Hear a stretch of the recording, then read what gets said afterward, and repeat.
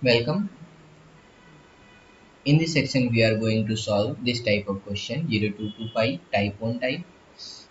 Uh, so, this is 0 to 2 pi cos 2 theta d theta upon 5 plus 4 cos theta equal to pi by 6. इसको prove करना है. Apply calculus of residue to prove that. ऐसे question को solve करने के लिए हम logic क्या लगा सकते हैं. यहाँ पर क्या है, cos थीटा है. तो cos थीटा अगर cos 2 थीटा है तो हम जानते हैं e की पावर n थीटा का एक्सपेंशन क्या होता है. cos of n theta n i theta का एक्सपेंशन होता है cos of n theta plus i times sign of n theta. तो हम कह सकते हैं जो cos वाला पार्ट है वो इसका क्या है, रियल पार्ट है. रियल पार्ट, ठीक. ऐसी सिमिलरली अगर साइन की बात करें तो ये क्या है, इमेजिनरी पार्ट. तो जहां पर cos 2 थीटा है, ऐसी चीज को हम किससे रिप्लेस करेंगे, e की पावर 2i थीटा से, ठीक है. और जहां जहां cos थीटा है वो हम पहले की तरीके करते रहेंगे, e की power i theta plus e की power i theta by 2 type में. तो आगे बढ़ते हैं. सबसे पहले हमारा क्या स्टेप होता है, एक यूनिट सर्कल एज्यूम करना, मॉड जेड इक्वल टू 1. इससे हमें क्या मिलेगा, z इक्वल टू e की पावर आई थीटा, ठीक. इससे हमें क्या मिलेगा, d Z equal to e की power i theta d theta into i. इससे हम क्या लिख सकते हैं, डी जेड अपॉन आई जेड. ई की पावर आई थीटा को हमने जेड लिख दिया फिर से, equal to D Z upon I Z equal to D theta. आगे चलते हैं. अब इस क्वेश्चन में कुछ लिखने की कोशिश करेंगे. तो हमारा इंटीग्रल अब क्या हो जाएगा, 0 से 2 पाई. cos 2 थीटा था तो उसको हमने क्या लिखा, रियल पार्ट ऑफ e की पावर 2i थीटा, ठीक है. इसका रियल पार्ट,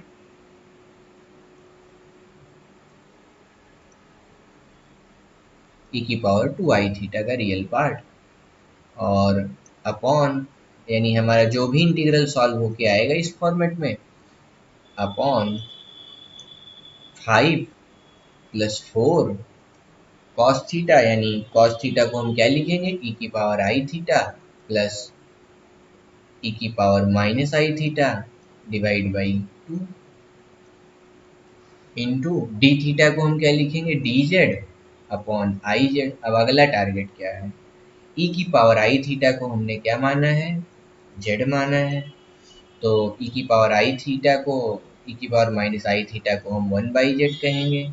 यानी हम इसे क्या लिख सकते हैं, 0 से 2 पाई का रियल पार्ट ऑफ 0 से 2 पाई. कॉस e की पावर आई थीटा को हमने क्या लिखा, जेड स्क्वायर कर दिया. 5 प्लस 4 ये क्या हो जाएगा, 4 बाई 2 क्या हो जाएगा, 2 हो जाएगा.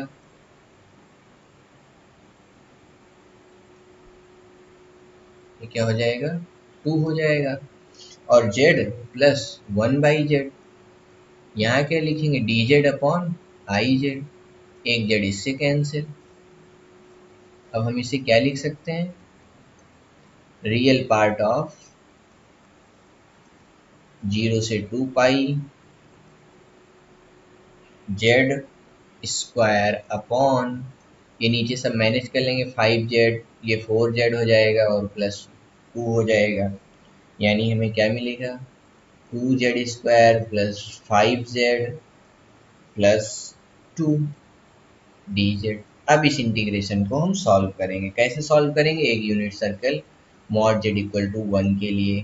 तो नीचे वाले हमें अब हमारा काम क्या है कि पोल फाइंड कर लेना. पोल फाइंड करने के लिए हम क्या करते थे, डिनोमिनेटर को 0 करके, यानी 2 इंटू 5, 2 इंटू जेड स्क्वायर, ये क्या है, ये जेड है, 2 इंटू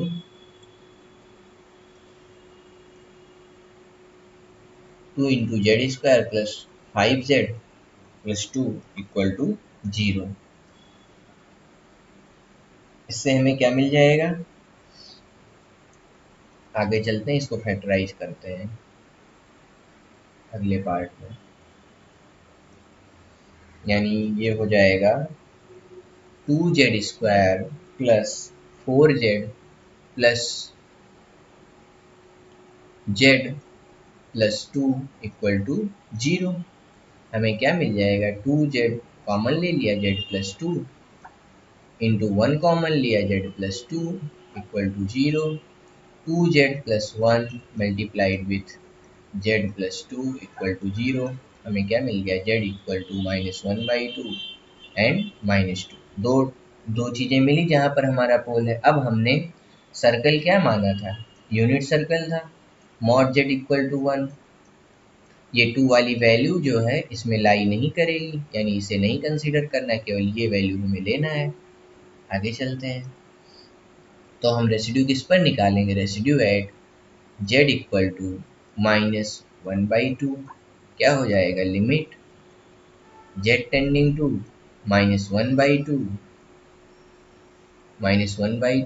z प्लस 1/2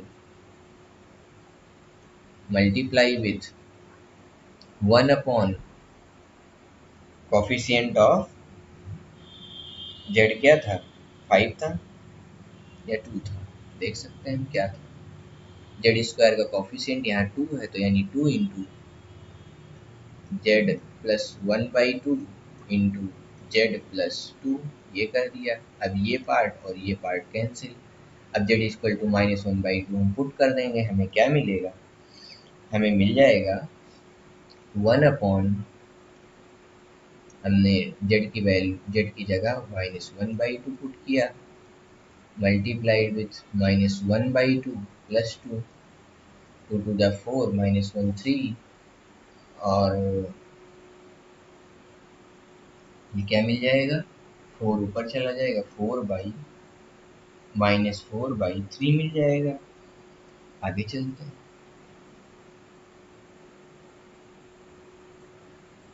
और हाँ एक चीज़, यहाँ पर ये जेड स्क्वायर हुआ करता था, जेड स्क्वायर हुआ करता था क्वेश्चन में, ये ऊपर का ये जेड स्क्वायर, यहाँ जो टर्म आया था ये जेड स्क्वायर, ये इसको भी कंसीडर कर लेते हैं एफ जेड में, तो ये जेड स्क्वायर हो गया। यानी यहाँ पर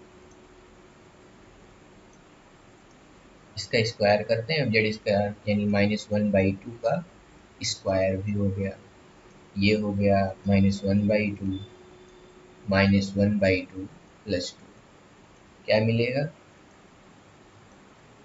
हमें मिल जाएगा 1/12। अब अगला पार्ट क्या करना है, हमने रेसिड्यू निकाल लिया, नेक्स्ट पार्ट में हम क्या करते हैं, कॉची रेसिड्यू थ्योरम लगाते हैं। यानी कॉची, अप्लाइंग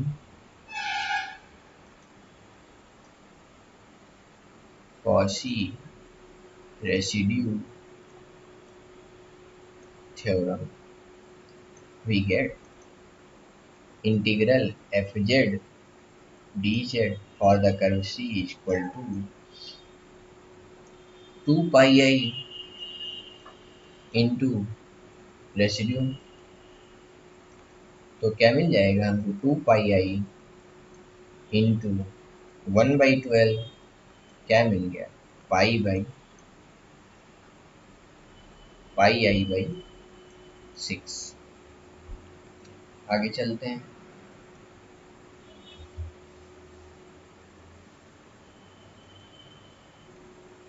हमें क्वेश्चन दिया गया है, by method of counter integration prove that e की power cos theta cos sin theta minus n theta d theta equal to 2 pi upon n factorial 0 से 2 पाई तक के इंटीग्रल पे इसे प्रूव करना है।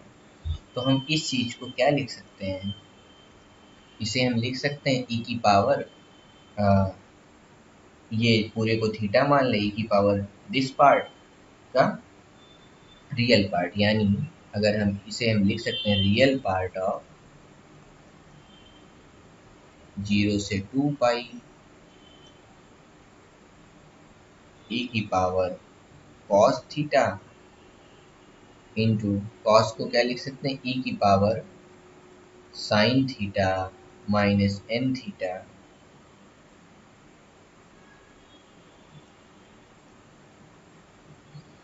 इंटू आई का real part into D theta. तो फिर वही चीज, ये क्या हो जाएगा, रियल पार्ट ऑफ 0 से 2 पाई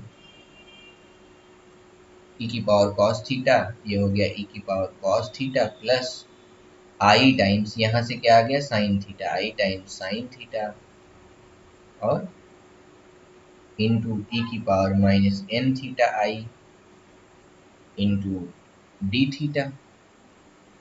अब हम फिर क्या कर सकते हैं, मॉड जेड इक्वल टू 1 का सर्कल माना, जेड इक्वल टू ई की पावर आई थीटा किया, डी जेड को हमने क्या लिखा, ई की power i theta into I D theta लिखा। अब इसको भी क्या लिख दिया, डी जेड को, डी थीटा को क्या लिख दिया, D Z by I Z, और ई की पावर आई थीटा को इससे रिप्लेस किया जेड से। आगे चलते हैं, हमें क्या मिलेगा, हमें मिल जाएगा इंटीग्रेशन ऑफ 0 से 2 पाई ई की पावर कॉस ई की पावर कॉस थीटा प्लस आई साइन थीटा को हम क्या लिख सकते हैं, ई की पावर आई थीटा लिख सकते हैं, यानी ई की पावर आई थीटा। किसको लिखा हमने, कॉस थीटा प्लस आई टाइम साइन थीटा को हमने क्या लिखा, ई की पावर आई थीटा, और ई की पावर आई थीटा को क्या लिखेंगे, जेड लिखेंगे। ऐसे ई की power minus I N theta को ई की पावर माइनस आई थीटा और एन को, इसको हम क्या लिखेंगे, जेड की पावर माइनस एन लिख देंगे। तो इंटू ई की power minus I N theta into D theta. आप सारी चीज़ों को कन्वर्ट कर लेते हैं, 0 से 2 पाई ई की पावर आई थीटा को हमने क्या लिखा, जेड लिखा, ई की power minus I N theta को क्या लिखा, ई की पावर माइनस एन थीटा को हमने लिखा जेड की पावर माइनस एन। यहाँ हम लिख सकते हैं जेड की power minus N, D theta को लिया लिखा डी जेड अपॉन आई जेड। हमें क्या मिल जाएगा, रियल पार्ट ऑफ, यानी हम रियल पार्ट पे कर रहे थे काम, यहाँ से जगह रियल पार्ट ऑफ 0 से 2 पाई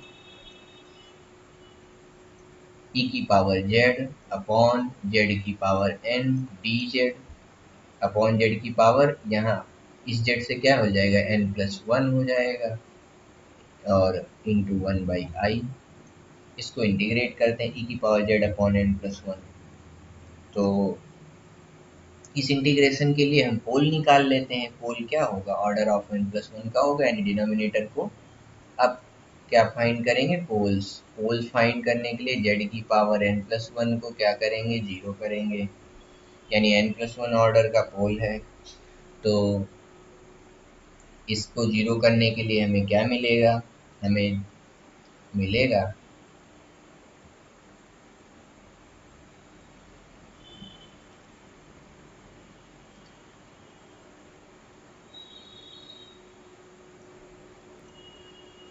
इससे हमें क्या मिल जाएगा, जेड इक्वल टू जीरो, यानी जेड इक्वल टू जीरो पर हमें रेसिड्यू निकालना है, residue at Z equal to zero.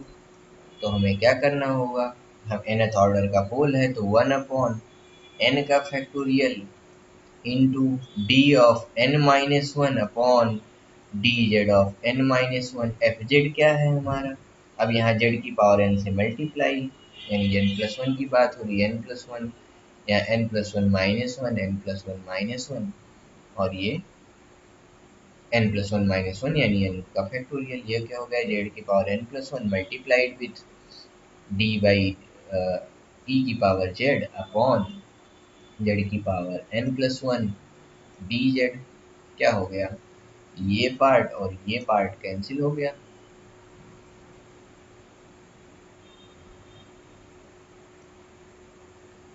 अब अब हम e की पावर z को कितनी भी बार में डिफ्रेंशिएट कर लें, हमें क्या मिलना है, e की पावर z, यानी हमें क्या मिल गया, 1/n फैक्टोरियल इंटू e की पावर z मिल गया, यानी हमारा रेसिड्यू मिल गया z इक्वल टू 0 पर। अब रेसिड्यू मिलने के बाद क्या करेंगे, पोल्स पर रेसिड्यू निकालना है, यानी ये लिमिट होनी चाहिए थी, लिमिट z टेंडिंग टू 0, यहाँ 0 वैल्यू डाल देते हैं लिमिट पर, लिमिट z टेंडिंग टू 0, ये क्या हो जाएगा 1/n फैक्टोरियल e की पावर 0, यानी ये क्या आ गया 1/n फैक्टोरियल। हमें पोल्स भी मिल गए, आगे चलते हैं। अब integral F Z D Z, यानी इंटीग्रल e की पावर z अपॉन z की पावर n+1 का रियल पार्ट क्या हो जाएगा, 2πi dz, 2πi इंटू, यहाँ पर ध्यान दें, हम जब सॉल्व करना चालू किए थे तो हमें यहाँ से एक i मिला था, आगे ये रहा अपना i, 1/i, 1/i को हमें कंटिन्यू रखना है, इंटीग्रेशन में आए, यहाँ पर ये रहा 1/i, ठीक, तो इंटू ये वाला 1/i multiplied with 2πi into पोल हमारा क्या निकल, पोल पर हमारा रेसिड्यू क्या निकल के आया 1/n फैक्टोरियल, आई कैंसिल, क्या मिल गया 2πi upon n factorial root, और यही हमारा क्या है 2πn बाई, ये क्या है रियल पार्ट है। अगर अगर आंसर आ रहा होता यहाँ कुछ इमेजनरी पार्ट होता तो हम रियल पार्ट लेके चढ़ लेते, तो यानी रियल वाला कंसीडर करते, ये वाला हम छोड़ देते। आगे चलते हैं, टाइप 2 के क्वेश्चंस कैसे करेंगे। अब बात करते हैं टाइप 2 के क्वेश्चन की। इसमें क्या होगा, एक एफ एक्स डी एक्स यानी रियल नंबर, रियल फंक्शन होगा, यानी x पे हमें इंटीग्रेट करना होगा ऐसी सिचुएशन में, एफ एक्स डी एक्स और 0 से infinity F X D X या माइनस इन्फिनिटी से infinity F X D x.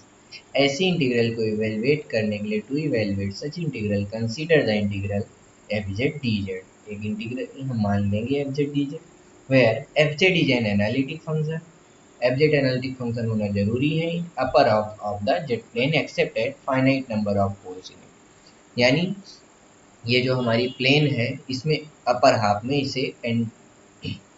इसे एनालिटिक होना जरूरी है, और इसमें कुछ पोल्स हों कोई प्रॉब्लम नहीं, पर जो रियल नंबर लाइन है यानी ये एक्स एक्सिस है, इस पर कोई पोल नहीं होने चाहिए।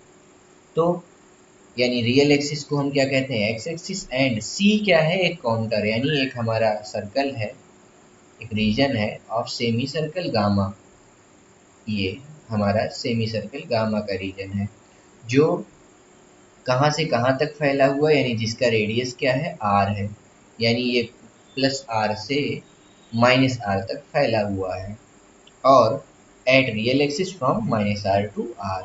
अब आगे चलते हैं, तो अगर इस तरह का कोई रीजन हो, ये हमारा सेमी सर्कल है, अगर ये सेमी सर्कल है और इस तरह से है एक एंटी क्लॉकवाइज डायरेक्शन में,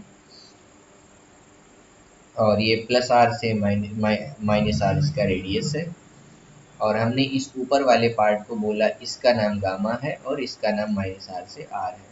तो हम इस इंटीग्रल को कुछ इस तरह लिख सकते हैं, F Z D Z equal to gamma वाला पार्ट प्लस रियल एक्सिस वाला पार्ट, तब टोटल इंटीग्रल होगा, तोड़ सकते हैं। तो इसके लिए इम्पॉर्टेंट रिजल्ट है ये, लेट एक गामा एक आर्क है, थीटा 1 से थीटा 2 तक ये एक आर्क है। हमने कहा सर्कल क्या होता है, एक प्रकार का आर्क होता है सेमी सर्कल, तो हमने कहा ये थीटा इक्वल टू 1 से थीटा 2 यानी 0 से पाई तक का एक आर्क है, यानी अगर कोई इस तरह का आर्क दिया हो और of the circle mod Z equal to R इस सर्कल के लिए, और लिमिट जिसकी जेड टेंडिंग टू इन्फिनिटी है, जेड एफ जेड हो, जेड एफ जेड की एट के की वैल्यू ये आ रही है के, यानी इस रीजन में पोल निकालने पर बेसिकली हमें क्या मिल रहा है, residue at pole Z F Z at the tending to infinity, या कह सकते हैं ये पर्टिकुलर इंटीग्रल, इस इंटीग्रल की वैल्यू हमें k मिल रही है। तो जो गामा गामा वाले पार्ट का जो इंटीग्रेशन होगा, यानी इस सर्कल के लिए केवल इसको छोड़ के, रियल वाला नहीं, ये नहीं लेना है, केवल इतने पार्ट का जो इंटीग्रेशन है वो आएगा i times theta two minus theta one into के पार्ट जो यहाँ से आ रहा है।